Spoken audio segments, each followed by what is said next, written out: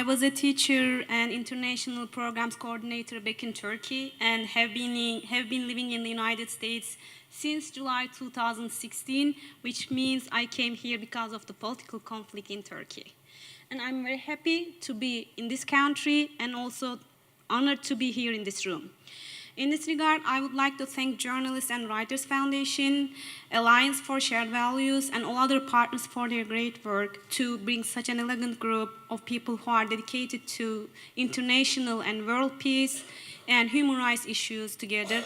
And thank you for having me on behalf of Advocates of Silence Turkey. In the first panel, Dr. Prince from the Netherlands mentioned the desired virtues and also actual facts on our world. Today I will picture a particular situation on the ground where the rule of law, democracy, peace do not actually exist nowadays and are not respected. Sorry about that. First of all, I would like to start with a very short video. The sound is not on, I guess, but it is Turkish. The woman is speaking in Turkish. She's an immigrant who is trying to flee Turkey to Greece. And you see they are on their way to Greece after the Evros River and with the kids. I'm gonna go back to this situation later. It was just a start. First, now I will focus on the persecution in Turkey carried out by Turkish government against its people, the circumstances that the women have there, and then I will go back to forcibly occurred refugee situation as a result of that persecution. Let me draw a general picture of the world in regard to conflicts and displacement issue as a conflict's inevitable consequence. You see women as weapons and victims of conflicts. You see the words of Kofi Annan, the former Security Council General Secretary. And he says that women and children are disproportionately targeted in contemporary armed conflict and constitute the majority of all victims. Increased violence against women during and after conflicts is clearly revealed in a report that was issued by former Secretary. And also therefore conflicts and increased violence against women mostly result in displacement. By means of a quick glance at the figures in this context, we can say that 68.5 million people are forcibly displaced worldwide. And a recent information states that 44,400 people per day leave their homeland as a result of a persecution or conflict. And there are 25.4 million refugees and 3.1 million asylum seekers around the world.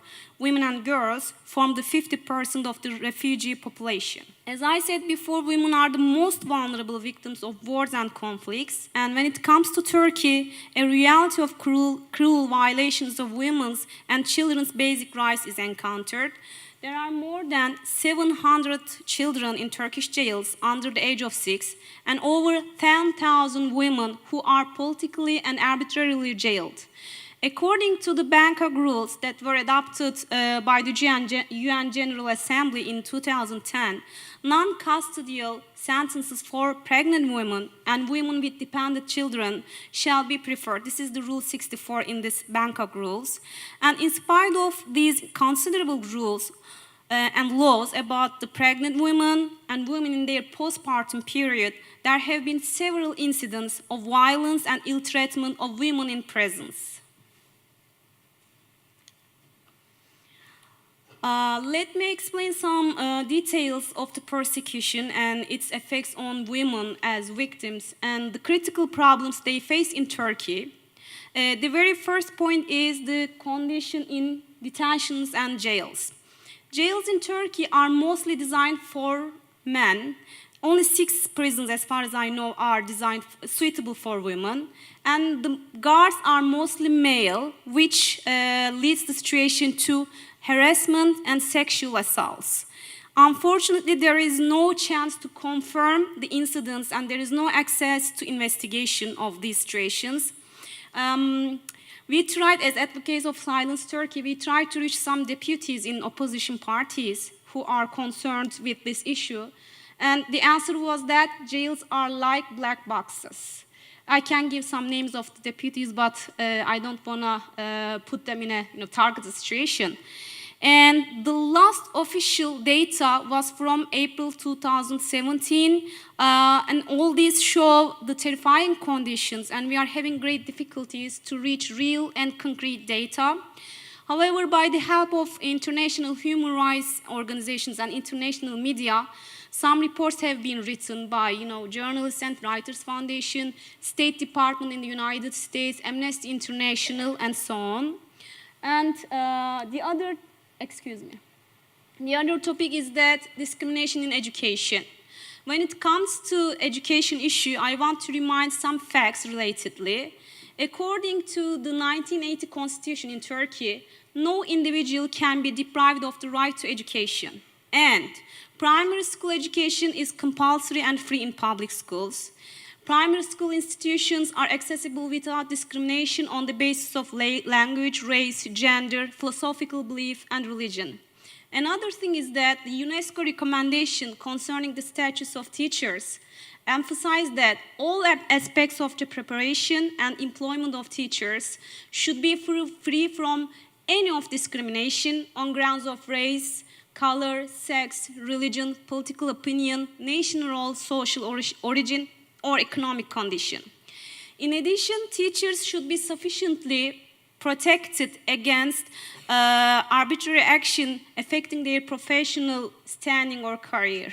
Nonetheless, in a series of states of emergency decrees in Turkey that launched after the coup attempt in 2016, the government dismissed approximately 44,283 teachers and revoked their teaching licenses. These teachers were mostly affiliated with Gulen movement or Kurdish community, and I'm one of these teachers. My teaching license was cancelled after a professional background of 16 years.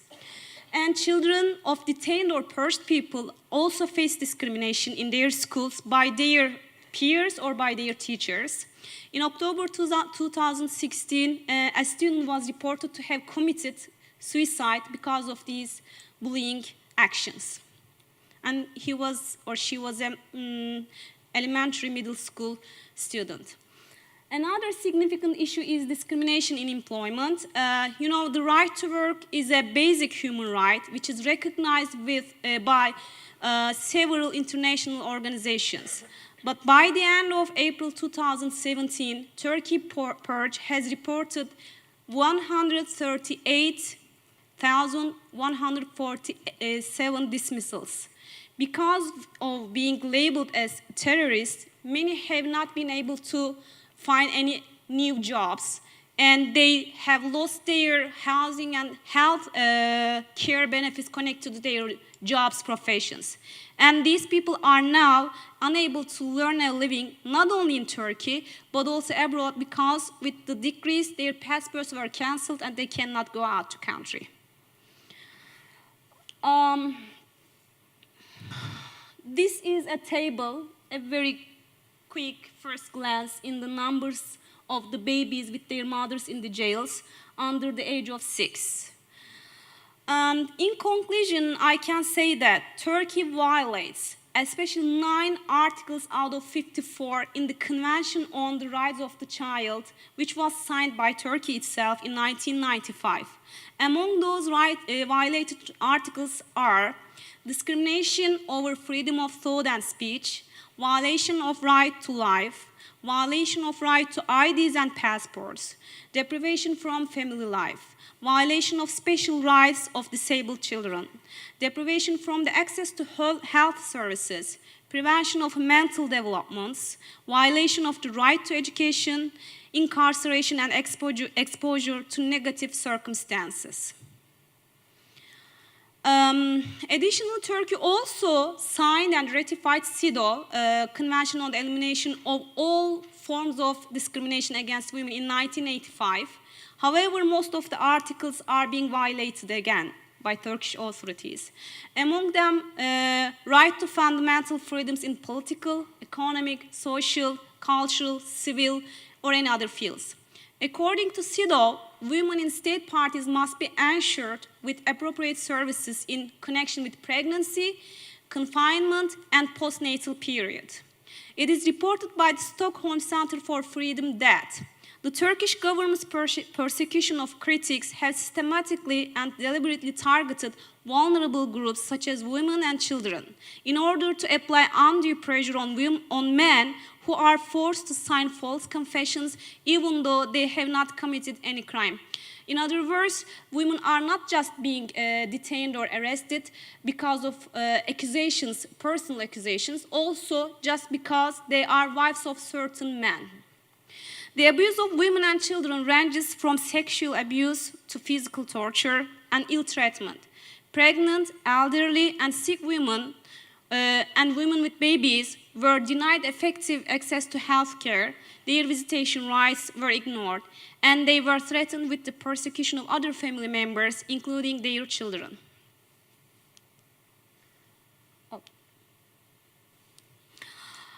In this part, I want to draw your attention to women who are refugees and describe the hardships they have been going through.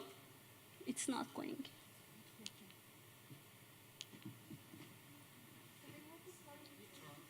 Okay, that one, yeah. The first matter they have is barriers, as you know, and the very most important barrier is the language one. When you consider Turkish women as well as their children, most Turkish families who are trying to flee Turkey could make it to Greece because it's the closest country, and when you consider they don't have the passports, they are using illegal ways to flee the country, and there is Evros River agency they are going through by boats. And when you consider Turkish women as well as their children, Greek language is really challenging for them. Women cannot deal with daily requirements of life, and children don't want to go to school because of this language barrier. And since most of the husbands, fathers, go to Germany, Netherlands, or other European countries to apply for asylum, women and children stay in Greece all alone, and they got stuck and cannot work, which leads financial problems. And because of language barrier, adoption issues come out, and those women and children get depressed. Together, there is no one in the family to support each other psychologically. And there is also the security issue, because pro-government people, all European countries, even in the United States, maybe you have heard the news from the spokesperson of the Turkish government, who is threatening the refugees or immigrants who just could make it other countries abroad, are being threatened. And these problems can lead to fear of those refugees, immigrants, because they are being threatened. And I want to talk about some sample cases. One of them is Esma Uludağ. She was a Glen follower in Turkey, and she was detained, arrested, and then was released, and she could make it to Greece with her 3 children through the Evros River. And as far as I know from the news, other resources, she just walked maybe 10 or 12 hours with her kids in winter conditions. And you watched the video, you couldn't hear the voice, but it was, they were talking about the freezing cold because of a 10, 12 hours walking, and the kids were crying, as you saw, but she was happy. She was thankful, she was grateful because she could make it. Because when you consider the people who just couldn't make it and who just had to stay in Turkey, she was grateful. But when they were waiting for the family reunification from Germany officials, because the father was in Germany applying for asylum, she just died for a stroke because she was very depressed with her kids alone, the other background stuff. And then the kids were taken to Germany by the German officials, and thanks to them because they accelerated the process. And the next one, Birgül Koçal, whom I personally know, she was a government officer in the Justice Department, as far as I remember, and she stayed in prison for 10 months with her 4-year-old kid, and the kid was allergic to really harsh situations, and then she had to send the kid to her mother, who was just then diagnosed with cancer. And after that, after 10 months, they were released, and they, of course, like the other people, fled the country through Evros River. They made it. The father went to Germany. And then it was the same day that they learned from the German authorities, they were approved to go to get their family reunification documents. And Nail, the 5-year-old, was diagnosed with leukemia, cancer. And the German authorities again helped a lot to take them very quickly to get the treatment in Germany. And I'm speaking to them maybe every day, and they are very grateful that they are in Germany. And the last one, excuse me? Okay, and the last one, Fatma Karakaya. She is the wife of a man, a doctor, who was abducted in Kosovo 3 or 4 months ago. And the abducted people, 5 abducted people in Kosovo, were deported in Turkey. Now she's alone with her 3 kids in Kosovo. She cannot go to Turkey. She cannot go to any other countries. But thankfully, the authorities there helped them to get asylum again. As advocates of Silence Turkey, we have a lot of commitments to defend the oppressed people's rights in Turkey, to speak up for them, to raise international awareness, and to be a voice of the voiceless. But of course, we need more and more support. I'd like to mention some ways you and others could help, could support this cause. Sorry. At local and also national levels, you can help us contact congregational representatives to ensure that they are aware about abuses, torture cases, and violations of rights in Turkey, and also write petitions. Another thing that can be done in terms of support is engaging with international human rights organizations and organize campaigns to raise awareness about the situation. As I mentioned before, official data is not provided by Turkish authorities, so international human rights organizations like Amnesty, Human Rights First, Human Rights Foundation, Save Children, and so on are vital in terms of launching reliable reports.